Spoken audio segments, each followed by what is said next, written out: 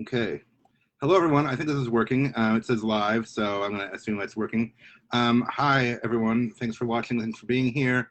I'm here, if you didn't already know, with my friend and fellow author, fellow podcaster, Dr. Tess Martinus, to talk about reading, writing, and more. Hello, Tess. Hello. Tess has written the zombie drama novel, Sam's Town. Do you think that's a good fair description of the zombie drama? Yeah. Okay.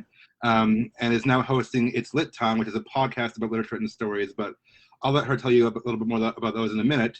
I'm very grateful that Tess has graciously agreed to be with us today to answer some of our questions. So thank you for being here. And thank you to everyone watching at home. Now, I do have some questions prepared, but the benefit of the live feature is making it an interactive discussion. So if you're watching there and interested in any of these topics, reading, writing, publishing zombies stories or any of those things, post your questions in the chat too. We want to hear from you and hopefully keep the discussion going. Okay. Okay, I've given you a brief introduction of Tess, and Tess, when I was telling you about this and kind of getting ready to start, I was like, I almost don't know how to introduce you because it seems like you're doing so much these days. You've written at least one book, maybe a couple books. You've taught English and writing for some years in some capacity at least, and now you're also doing a podcast about literature and stories. So I was saying, like, author, professor, podcaster, Tess Martinus. How would you describe yourself? Any or all of those titles? That's a good question. I think I see myself first as a teacher, and I probably always will. To be very practical, that's my main source of income. But it's also, I think ultimately what I find the most fulfilling, I really like helping other writers. And so I've been able to do that at times in the past through, reading and editing, kind of beta reading manuscripts for people like I've done with you, Sam. But I think what I do in my teaching is that I still have to put on grades, but grading is probably my least favorite part of teaching. And I love right. I love at least every English teacher, yeah. Right, I know. Like, if I could just give feedback without having to put an evaluation on it, I would love that. And actually, I've had the opportunity recently to work with a lot of thesis students, and so I think that's probably my favorite thing right now is just guiding students through the thesis process. I love it. Good.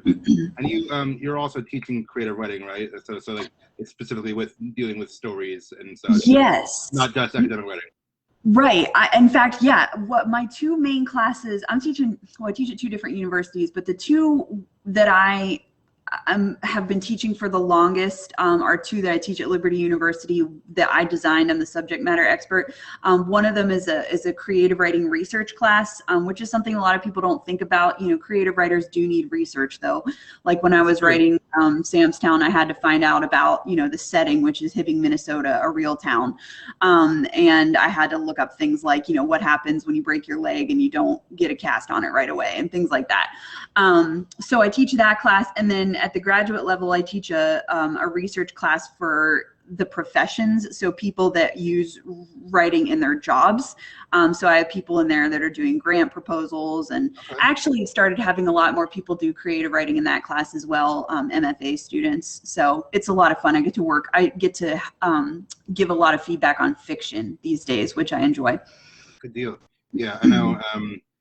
I've been writing my book, and you read good portions of it in various stages of revisions, and I know those research details are sometimes a weak spot for me because I have action, violence, and I mean I have new superpowers, which sometimes is not based in the real world anyway. But my wife is always like, this injury doesn't work like that, or how's that? And I'm like, I don't know. I'm not. I've never been injured like that. So right. Yeah. That's cool. You said you designed that course, or yeah. That's interesting. Okay, I've never heard of a course specifically designated for that. I mean, beyond just the broad umbrella of creative writing. So that's cool. That's definitely something we need. Yeah, I enjoy it. Very good. And then tell us about your own writing. Obviously, we have Sam's Town. I have a copy right here. And for anyone out there, I also did some beta reading for Tess on some of the early to middle drafts of this. So I'm not sure if I've read the final copy cover to cover. I need to, I guess, but I've read many versions of this, and I like it a lot. Not just because I share a name with the protagonist, although that's a happy coincidence, but it's. I mean, I was gonna give a summary, but I guess I can let you do that if you want to. But sure. I really endorse this story. So go ahead, tell us about Sam's Town and anything else you may have written.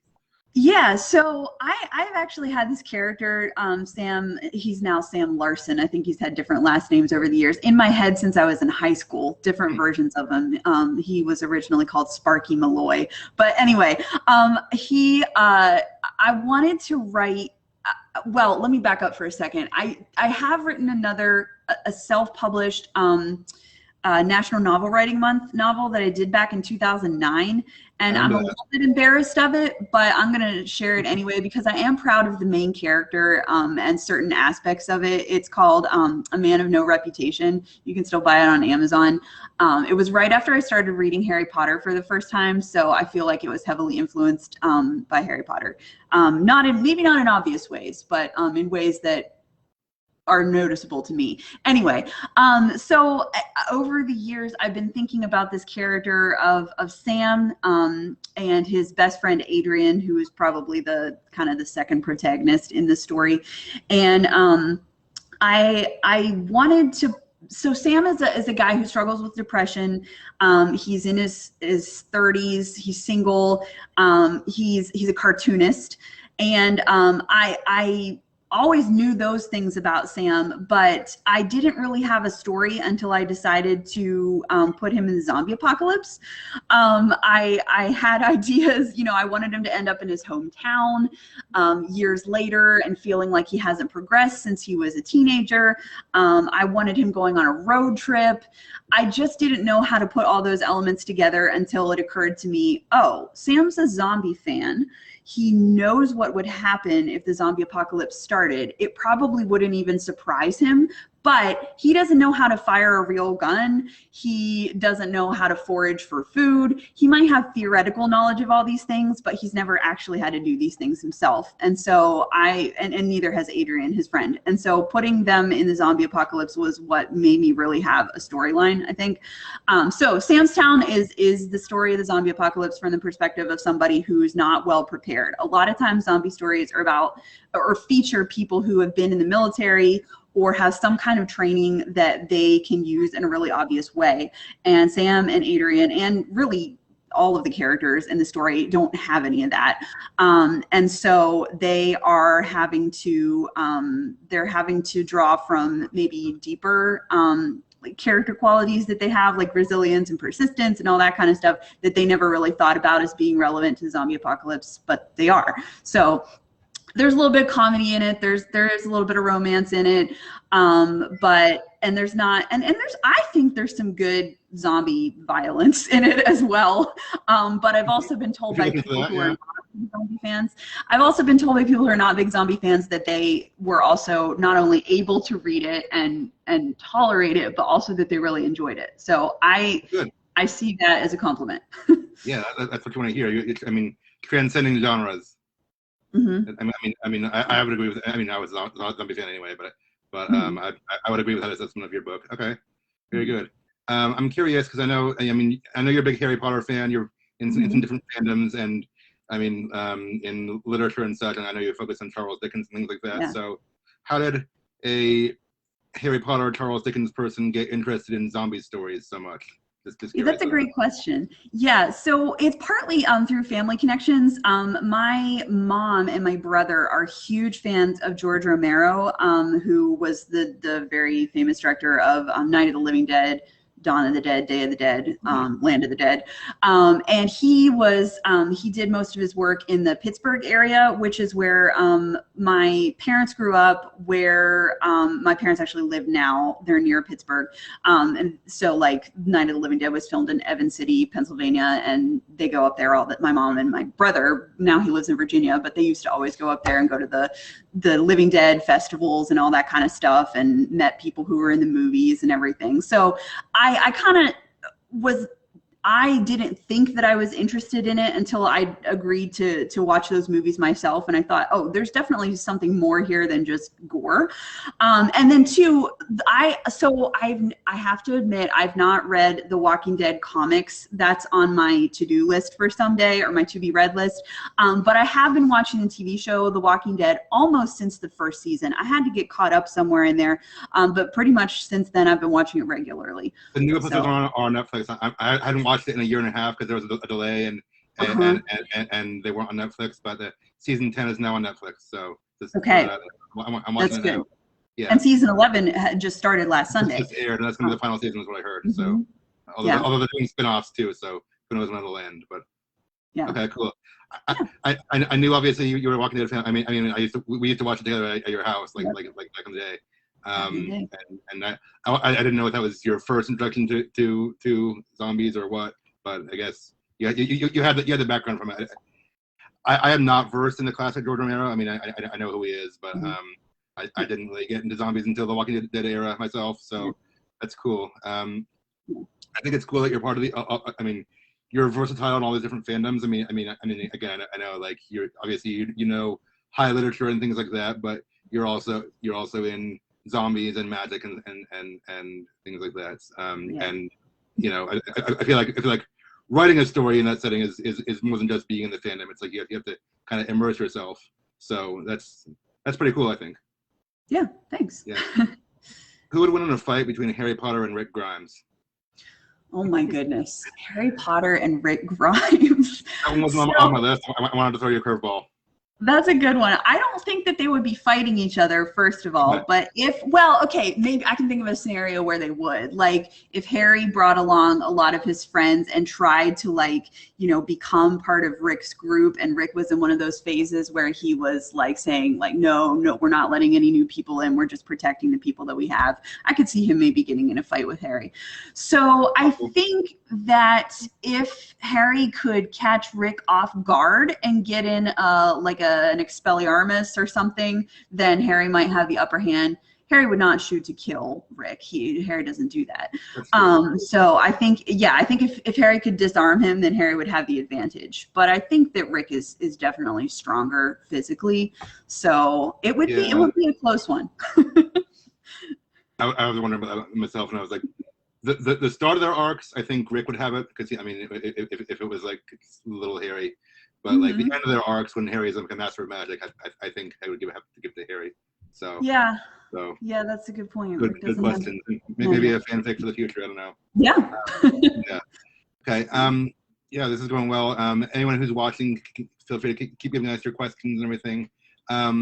Rachel put in the chat. That's Rachel, my wife. She's also said she's excited to read the final version of Sam Stone. She's also heard various versions of it over the years. So yeah, we have that now. We'll get to it sooner or later, you know, and all the free time we have to read books and since we only have like a few books to read now. Right.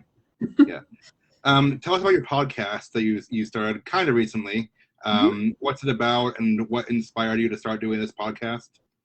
Yeah, I started it back in May. I've been a podcast listener, pretty avid podcast listener for a couple years now. And I realized, actually, what helped me realize that I wanted to do a podcast was that I was doing videos for my students, like feedback videos when they would do a proposal for their project. I realized that I could say a lot more, a lot quicker, and they would be able to actually hear my voice and know that I'm a real person. And so I started doing these feedback videos. And I realized I was really enjoying this. And so I thought, I really like talking. I miss that aspect of being in the classroom with students. I always enjoyed lecturing. I tried not to only lecture. I would do discussions and activities and things like that, but I actually really enjoyed lecturing. And I didn't have fully online now? Yes, I'm teaching fully online now. Yeah. So I didn't have that outlet anymore. So I thought, I have all these ideas and things that I want to talk about, and I could write blog posts about them, but I think I want to try doing it with my voice. So I started the podcast in May. and it's about stories. I was trying to be, clever. I originally called it It's Lit, but there are a lot of podcasts out there called It's Lit, and or Get Lit, or all kinds of stuff like that. And some of them were very similar to what I was doing, and I didn't want to get into like copyright infringement or anything like that.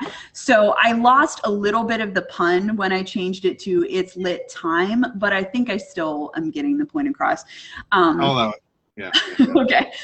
So I changed it to It's Lit Time with Dr. Tess. And yeah, it's about stories of any kind, not just what we typically consider to be literature, but anything that has a story arc. I think in my initial trailer, I mentioned anything from the Godfather film trilogy to picture books, children's picture books. And I actually have had an episode now about the Godfather with a friend. Okay. I did an episode about the superheroes with you. And then my other ones. Sorry. I'll open a quick plug because I knew that came out today. It just happened to come out on the day of this episode. But the most recent episode that you released was you and me talking about superheroes, which is kind of my area of expertise. So all the ins and outs of superhero stories. And if anyone is watching this video, I just posted the link so you can probably find that on my page like within the past hour.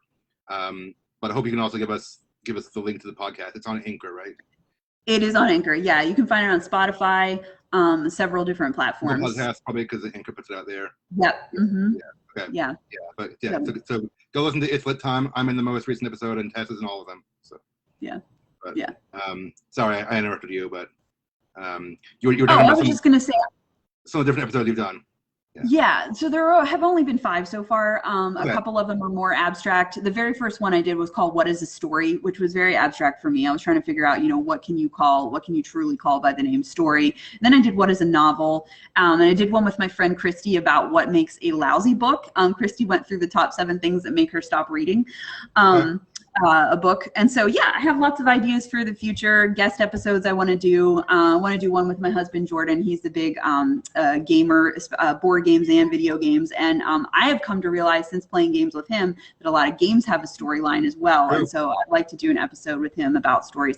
By the way, Jordan just said he can't see our live feed. Does he just need to probably go back, go to the event and kind of refresh? It may not be in the event page. It might be on my author page, Samuel N. Harris. I've been trying to get it to show up in the event page. I'm still having difficulties with that, but I have my wife's computer open here because I've had that issue before, and I want to make sure it's working so I can see it on her computer.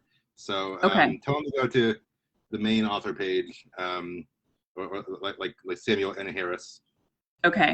Yeah. I'm gonna actually grab my phone. It's like 2 yards away. I'll be right back. Yeah. I've had difficulties there. I've been trying to get Facebook Live, figure out the bug is there, but yeah. I mean, well, I guess if you're here, then you watch, then you found the video and you don't have that issue anymore. But I do see we have a few more viewers, so that's great. Post your questions in the comments too.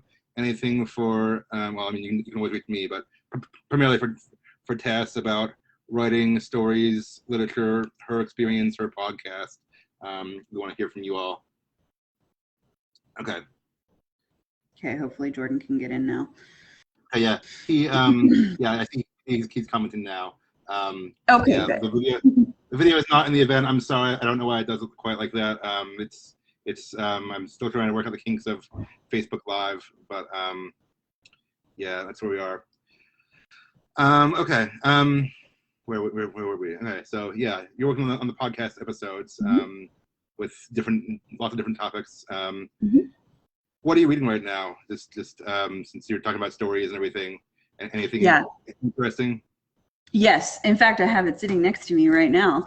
I'm reading Jonathan Strange and Mr. Norrell by Susanna Clarke. This is one that I've heard about for years, and I just bought this year. And this is about 2 magicians who are living in in England in the Napoleonic War era. So I think the book starts in 1806, and now we're like in 1816 or something like that. I've also heard of it. I've not read it.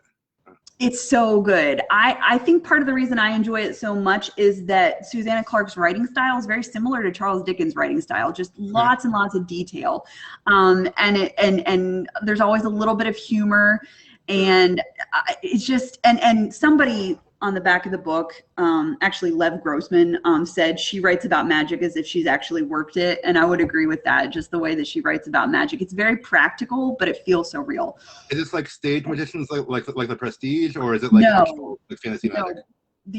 It's real. They go to the land of fairy. There's all kinds of stuff. I'm excited I'm almost done with it. And I have all these theories about what I think is going to happen. And I kind of hope I'm right, and I kind of hope I'm wrong, and I'm just completely surprised. So I'm really enjoying it. Is it like what was I gonna say? So would you say light fantasy or mid fantasy range, or I don't know? I mean, it takes place in the real world, kind of, but right. So in that sense, it's kind of I guess you would call like a primary world fantasy. Yeah. And right. Like these two guys are the only magicians in England. So they don't have their own culture. They're very much integrated. Like Harry Potter, where there's like a whole magic community necessarily. Right. It's just these two guys. And, but there's a lot more supernatural elements that are coming into the story the more I read, but there's also all these real people in here. So if you're a fan of 18th and 19th century literature, like they just met Lord Byron, and it's pretty fun. Okay. Yeah. I will have to add it to my list. I've also seen it before and heard good things about it. I just, too many books, so little time, but, hearing enough endorsements from fans over time might get me to pick it up. Okay, very good. Now I know It's Lit Time is primarily about story and narrative, which is kind of the focus, obviously. But do you think you'll be able to delve into writing much at all, or are there any connections you can make or lessons you can apply from your podcast to your writing, or vice versa? I'm wondering about the overlap of those two areas. Yeah, that's something I've been trying to figure out myself, because one thing I haven't mentioned yet is I also have a blog. It's drtessblog.com. And in that one, I focus more on teaching, specifically online education. And I wanted to kind of keep that distinct from what I talk about on my podcast. I think my blog has a little bit of a narrower audience. So my podcast, I'm trying to keep it accessible to people who do not consider themselves writers as well, but I'm hoping more and more to be able to draw principles somewhere in each episode that people who are writers can take. And I think the most obvious example of that was the episode, What is a Lousy Book? Where we were not trying to be judgmental or discouraging. For example, I kept imagining my students who are aspiring writers listening to the episode, and I didn't want to say anything that would make them feel like, well, I might as well not even try because I'm just going to be judged and criticized. But I also, wanted to give them some things that they could be aware of and try to avoid as they're writing. So not all of the episodes I think will be that explicitly about writing and the writing process and the writing craft. But I think there will be takeaways, hopefully, in all of the episodes. Overlaps, hopefully. Yeah. Okay. Good deal. Yeah. I'm doing this video series that I'm doing, and that I've later repurposed my podcast. It's always like a little bit like my focus is writing, or I'm trying to do that, writing and editing. But obviously there's overlap between stories, and I mean I've been doing book reviews and stuff because you can't really be a creative writer without talking about stories too. Yeah. So yeah, it's nice to have a feet in both camps, I guess. Yeah. So that being said, I kind of want to shift the rest of the focus of the discussion to the writing side of things. I mean, we can always talk about reading more, and there's overlap, but I was going to ask you about writing you've done and things like that, either Samstown or No Reputation or others. You kind of touched on some of this, but who or what would you say are the biggest influences in your writing? Any specific authors or stories that you have either consciously or unconsciously emulated in your writing, do you think? Yeah, well, so it's easier for me to see this when it comes to things I've written in the past. I'm probably still a little bit too close to Samstown to recognize, but like I know that. So I wrote A Man of No Reputation right after I started getting into Harry Potter, but also right after I had written my master's thesis, which was about George Eliot. And George Eliot is very she will just, George Eliot, for your listeners who don't know, is a woman, a Victorian writer. She would just go off on philosophical tangents frequently in her novels. And I did that as well. I think in The Man of No Reputation, I had a very heavy-handed narrator, which is not something that readers today expect. I think it can work, but I think you have to be really careful with it. And I probably within your style and your tone, yeah. you're going for, yeah. Yeah, so there's that. I'm trying to think. I really admire writers who do dialogue well.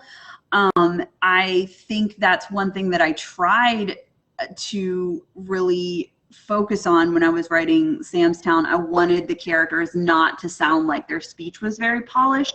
And that's actually a really hard line to walk. I wanted them to sound like real people, but I also didn't want them to be completely incoherent. A lot of times when we talk just as human beings, like, we don't make a whole lot of sense, especially when you just see a transcript written out. And so it's difficult. I had to polish it a little bit, but not polish it so much that it sounded like they were no longer real. So that's hard. And actually, there's some screenwriters that I really appreciate who do that well. Like I'm a fan of like Aaron Sorkin's movies. I've never watched The West Wing. I want to do that. But I think that he's fantastic at dialogue. So he's another one that I try to emulate in some ways. Okay. Yeah. They say dialogue is like real speech minus the boring parts or something like that. Right. Which is hard. Yeah. I mean, I've thought about that. Like, how come in stories nobody ever asks like what? Because in real life that happens all the time. But yeah. But it's funny. Yeah. Okay. For you, what are the biggest struggles with the craft of writing or editing, and/or what's the hardest part of the process for you? Yeah, I am not great at plotting. I'm much, I think, better at character development. Well, I think that's why I had this character of Sam in my head for years, but I didn't know what to do with him or what to have him do. So plot is difficult, and I still think that Sam's Town, I'm proud of the plot that I came up with, but it was hard. it was hard. I kind of just wanted, and there are a lot of parts in that novel where people are just kind of sitting around talking, which can be fascinating and riveting. But the getting them to actually go out there and like to get them to fight zombies, that was really, I could see it all in my head, but getting it on the page was like, really challenging. How do you get them there? Yeah. Right. So that was tough. And I think, patience is not one of my strong suits, and writers have to be patient. It was, waiting through having multiple people give me. It's hard. There were many times when I wanted to just say, like, I'm done, I'm happy with it, just go ahead and publish it, which is eventually what I did. I did self-publish.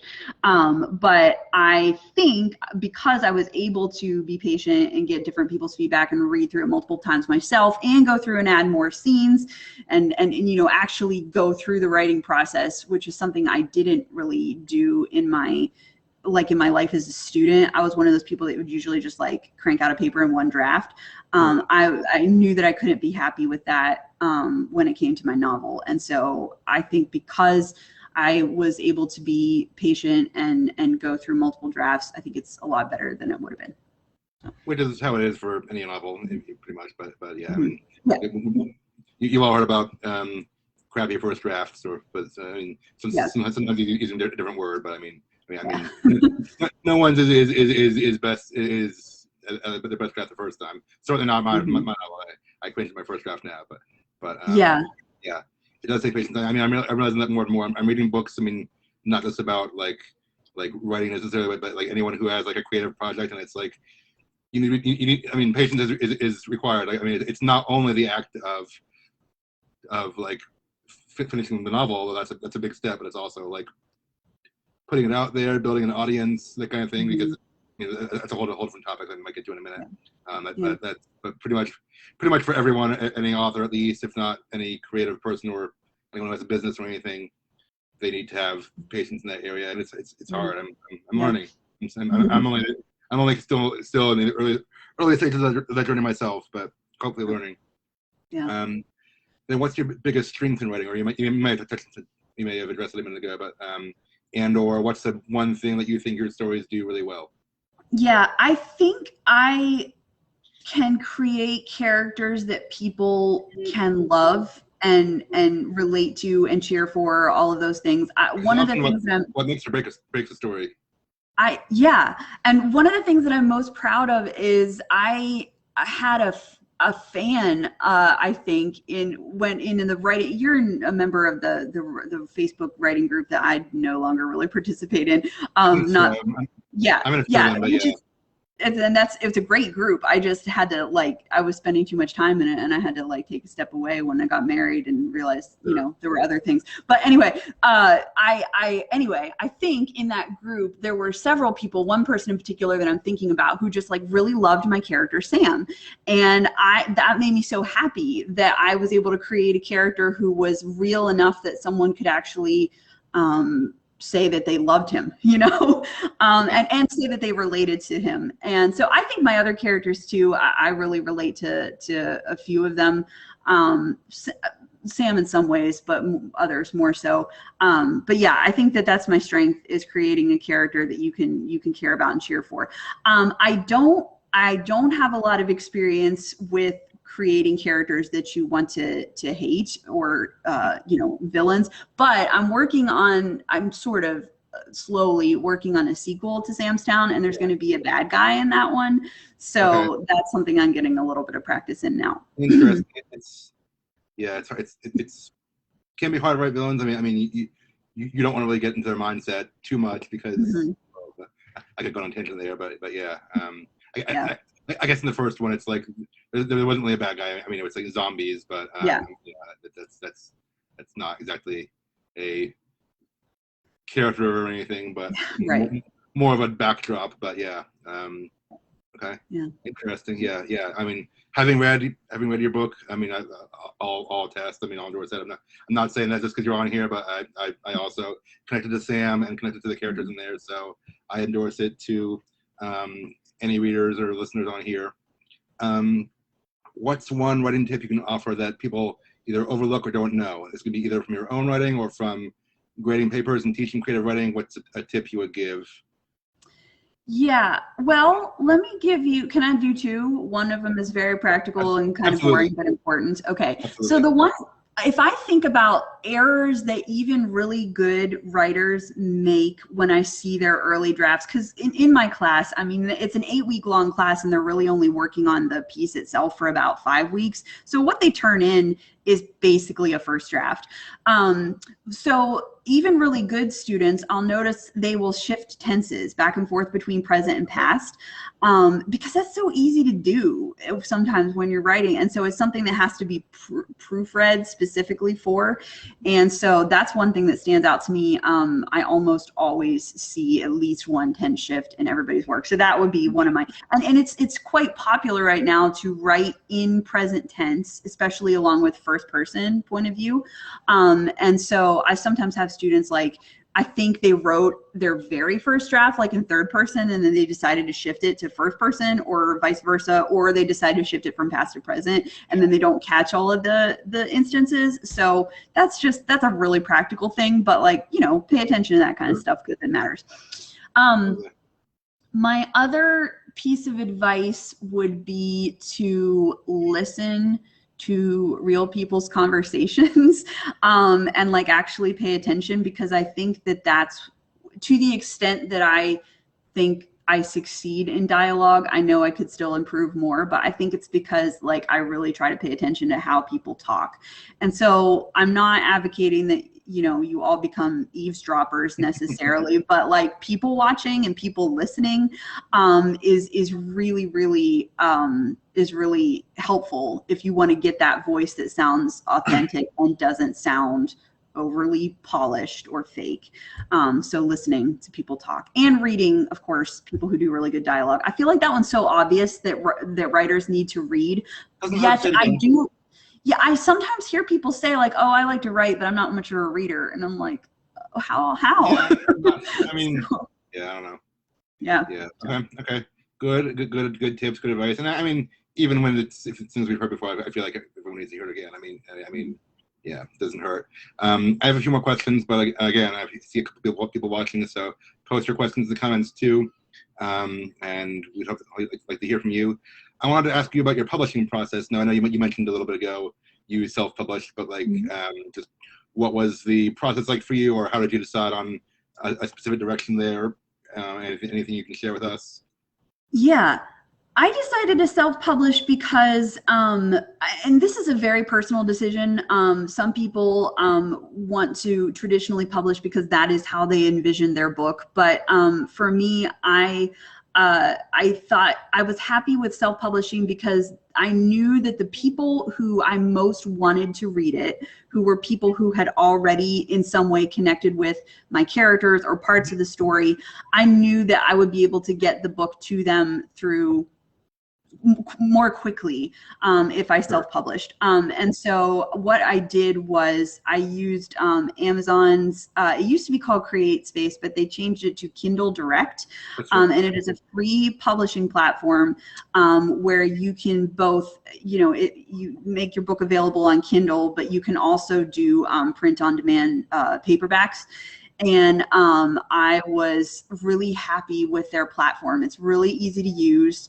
You can set your own price. It lists your stuff on Amazon right away. It's easy for people to find. And I don't have any kind of experience in like desktop publishing really, or formatting or anything like that. And I think that this platform made those things pretty easy for me as well. I should also mention the cover art. I have an uncle. I didn't include that as a question this time, but I should have asked about that. So go ahead. Yeah, that's okay. I'll hold up my uncle Mike Nair, who is a graphic artist and has worked as a cartoonist. I liked his style, and I wanted, because Sam in my story that's his job. He writes and illustrates a web comic. I wanted it to be in that kind of comic book style, my cover. And so I asked my uncle to do it for me, and I think he did a fantastic job. I love how Sam is the focus there, but the background, the zombies are just kind of like hovering back there. Cause like you said earlier, they really are kind of the backdrop to the story. So that's one thing that I would recommend if you go through Kindle Direct, is to get some good cover art, whether you do it yourself or you commission somebody to do it. I mean, I think it's worth paying somebody to do it because that's what's going to set you apart. I mean, you can put like a stock photo there, but this is, this just makes it unique. I know you said back in the day. I did at least one. I think also my first NaNoWriMo novel, which I rarely speak of because it wasn't very good. I think I also did that through CreateSpace, and I tried to put like some Google stock photos together, or like it was a space story, and I just took a screenshot from Google Earth of the Earth, and I want to make sure it wasn't copyrighted. But yeah, it was yeah. Your way sounds better. So yeah. I also later from the next one that I self-published or did print out on demand, I got a friend. I commissioned a friend to draw covers. So that's good. If you know people, I mean, even if you don't know people, I'm sure writers, you can ask around. You're in author communities and such like that. Shouldn't be too hard to find someone out there. But okay, yeah. Thanks for sharing that. It's a good option for anyone who's interested. The thing about self-publishing though is, of course, I mean, maybe even with some traditional these days, but definitely with self-publishing, you have to kind of self-promote and build an audience and things like that. So what, if anything, have you done or are you doing for self-promotion or building an audience, or are you really trying to market that book right now, or just kind of leaving it on the back burner? Anything like that?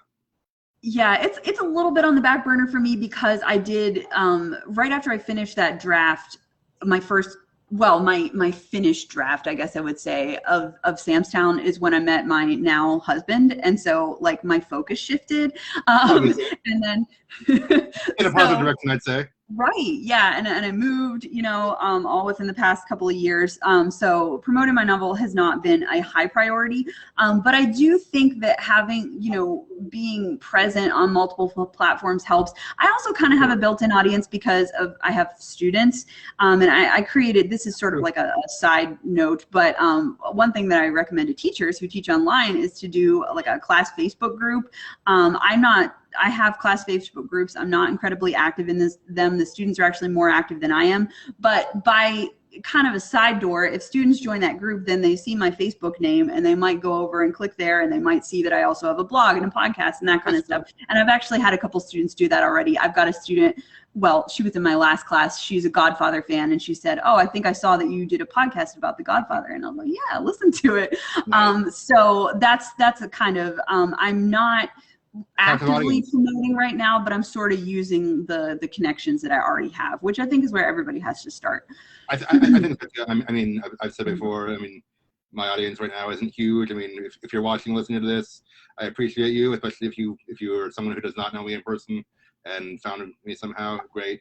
But I mean, I definitely started with people I already know, like you, like others, because that's how everyone gets their start. So cool. Okay. Yeah. What was I gonna say? Yeah. Having the student connection there is cool. I know. I mean, if anyone didn't know, I came out of a teaching background, and there was sometimes there's some debate about how much you should or shouldn't blur the line between teacher-student relationships. At the college level, it's different because they're adults. But so it's cool you can do that. And I mean, you I don't know, you could teach your own novel or as a creative writing resource maybe or something. I don't know. But like you have a captive audience who is paying to be there and hear from you. So that's pretty cool. It's true. Yeah. Good deal. I know you've touched on this already, but any future podcast episodes we can look forward to? Any that are lined up right now? Zombies, Harry Potter, anything in the works? Yeah, so I took a little break because August was busy and my September is going to be very busy as well. But this coming week, actually, I'm planning on contacting some people that I hope will be in episodes with me. So I mentioned the one about games. I would love to do one on Charles Dickens, and I might ask my dad to join me on that one because he's a big Dickens fan as well. I mentioned my mom and my brother being zombie fans. They're also both big Stephen King fans. So I was thinking maybe I could either do 1 or 2 episodes with them. Yeah, and people that have already, actually all 3 of the people that I've already done an episode with, I think I've talked to, including you, and said like we should do another one. So I have some people lined up possibly. So I just need to get their commitment. But yeah, all kinds of, and I might go back and do a couple more abstract ones about concepts like, maybe like the difference between a short story and a novel, which I think is really interesting. I'm always excited when I see students say that they're interested in short stories because I think it's a little bit of a dying art form, and I think it's a wonderful art form that I would like to encourage. Not my forte necessarily. I mean, sure, anything is not my forte. No. But I appreciate those who do them well. Yeah. Yeah. Okay. Yeah. Cool. Okay. Yeah. Good things to look forward to. And then as far as creative writing, again, you touched on it, but what do you have in the works currently or in the future? You're working on a sequel to Sam's Town. Very slowly. I have what I have right now. Actually, I did when I was still in this Sam's Town editing mindset. I did knock out several. I don't remember how many pages, but the first several scenes of a sequel, which is called Sam's Home, which I'm actually very happy with because it is a pun. It's both Sam is home and the home of Sam. Oh yeah. Yes. So, and it's a sequel that picks right back up where the original one left off. And I had to take a break from it for a while, but lately I have a note on my iPhone that I go in and like right now, all I'm doing is 5 minutes a week, which is very minimal, but you'd be surprised how much you can brainstorming you can do in 5 minutes a week. And so I'm like really slowly kind of just doing actually like what Charles Dickens used to do, which he did it, not electronically, but he would take a piece of paper and write a line down the middle, and on the left he would write all of like the remaining chapters in his novel and what he wanted to happen in them, and then on the right he would write questions, like plot questions that he wanted to eventually answer himself. That's kind of like what I'm doing right now with Sam's Home. Yeah. The plotting stage. Yeah. So you haven't begun drafting, just kind of outlining and plotting? Yeah, well, like I said, I did draft those first however many pages, but I don't know if I'm going to keep them or not. I might keep parts of them. I don't know. That's okay. Yeah, I'm in those stages again. Also from next book, I'm like I have it laid out, but I'm doing some other things that I haven't been able to pursue it yet. But it's cool. I'll definitely want to read it when it comes out. So Thank you. So yeah, okay. And then we're about to wrap up, but where can people find you and your work online? I mean, we went over some things, but just send out how to find you again. Sure. So first of all, if you look for my novel on Amazon, it's under my maiden name, just Tess Stockslager, and there is a album by the band The Killers, which I should have said this earlier. I also took some inspiration from them. They have an album called Sam's Town, which is a fantastic rock and roll album. Yes, and I listened to it a lot when I was writing Sam's Town. And I've so been listening to it lately. Yeah, it's great. If there are certain songs on that album that I associate with certain parts of my novel, but if you search Sam's Town on Amazon, you're going to find the Killers album. So just make sure you put Tess Stockslager, so I'm there. I am my blog is called drtessblog.com. And doctor is just DR.